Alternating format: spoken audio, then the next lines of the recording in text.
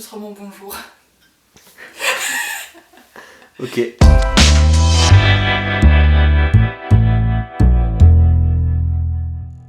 Né le 6 juin 1974 à Antibes, Guillaume Musso est un écrivain français qui commence à écrire alors qu'il est étudiant. À l'âge de 19 ans, fasciné par les États-Unis, il séjourne quelques mois à New York où il travaille comme vendeur de crème glacée. Un peu comme pour le père d'Amélie Nothomb, pour ceux qui n'ont pas vu ma première vidéo, c'est un détail qui pourrait avoir son importance, parce qu'il explique sans aucun doute toutes les nombreuses références à la grosse pomme que l'auteur fait dans ses ouvrages. En rentrant des États-Unis, il passe le CAPES de sciences économiques et sociales et, de 1999 à 2003, enseigne les sciences économiques et sociales en lycée avant de devenir formateur à l'IUFM de Lorraine. C'est en mai 2001 que paraît son premier roman, Skidamarink. Depuis, Musso est l'un des auteurs français les plus lus. Ses livres sont traduits dans 38 langues et les ventes totales de ses romans dépassent les 22 millions d'exemplaires. En octobre 2009, il est l'auteur de La dictée d'Ella, donnant le coup d'envoi de la campagne annuelle Mets tes baskets et bats la maladie. Publié en 2011 aux éditions XO, L'Appel de l'Ange est un véritable carton et passe en tête des ventes avec 50 000 exemplaires vendus en moins d'une semaine. Et pour cause, une très belle histoire. Madeleine est une femme anglaise, Jonathan un homme français.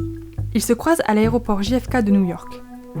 Ils ne se connaissent pas, mais s'échangent par erreur, dans l'affolement du télescopage, leur téléphone portable. Cédant à la curiosité, chacun explore le contenu du téléphone de l'autre pour découvrir à travers les informations conservées dans la mémoire de chaque appareil, leur vie. Jonathan découvre ainsi que Madeleine est une fleuriste parisienne, ex-policière à Londres qui a quitté la police à cause d'une affaire qu'elle n'a pas pu mener à bien et qui l'a rendue plus mal que jamais. La disparition d'Aline Dixon, une jeune fille de 14 ans dont la disparition avait été déclarée par sa mère une semaine après les faits.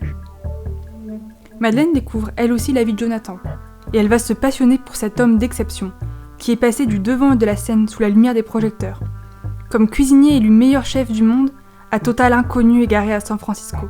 Tout cela à cause de sa femme et de leur séparation. Un divorce, la perte de la garde de sa fille, perte du restaurant, perte de ses recettes et perte de son nom. Une double indiscrétion et une révélation. Leurs vies sont liées par un secret qu'ils pensaient enterrer à jamais. Ça va ? Par où commencer ?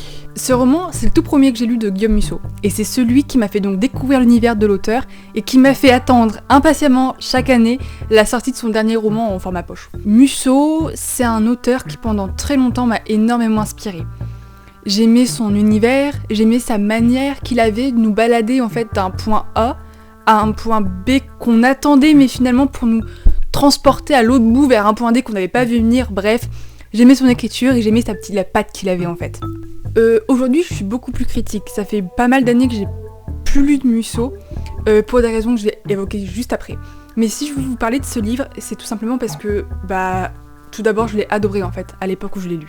C'est un livre qui est très facile à lire. Il fait 450 pages, mais c'est 450 pages... Il fait 445 pages, mais c'est 40... c'est un livre qui est très facile à lire. Il fait 445 pages, mais c'est 445 pages qui se dévorent. Faut pas que j'ai ce nombre de pages, ça va pas le faire, je vais rigoler à chaque fois. 445, c'est compliqué à dire pourtant 445.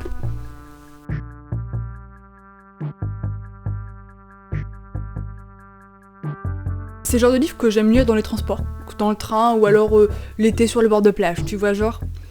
Il est intriguant et on a vite envie de le finir et de savoir jusqu'où l'auteur va nous emmener et à quel point il va aller loin en fait dans l'histoire.